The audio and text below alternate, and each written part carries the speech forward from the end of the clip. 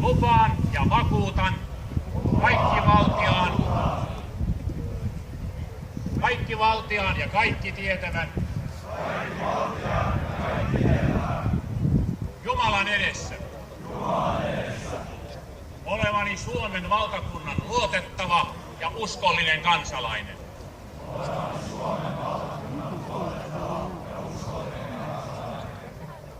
Tahdon palvella maatani rehellisesti sekä parhaan kykyni mukaan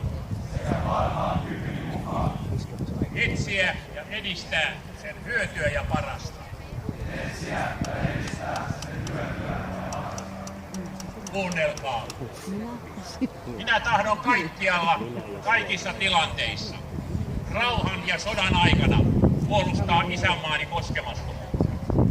Sen joukkoa, johon kuulun, sekä paikkaan siinä en jätä missään tilanteessa.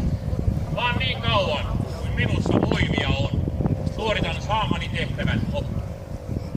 Lupaan käyttäytyä kunnollisesti ja ryhdikkäästi, totella esimiehiäni, noudattaa lakeja ja asetuksia sekä säilyttää hyvin minulle uskotut palvelussalaisuudet.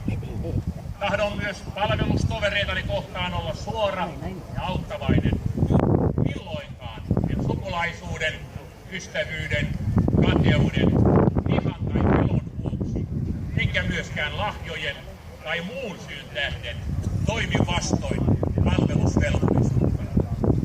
Jos minut asetetaan esimiesasemaan, tahdon olla alaisiani kohtaan oikeudenmukainen, pitää huolta heidän hyvinvoinnistaan, hankkia tietoja heidän toiveistaan, olla heidän neuvonantajanaan ja ohjaajanaan sekä omasta puolestani pyrkiä olemaan heille hyvänä ja kannustavana esimerkkinä.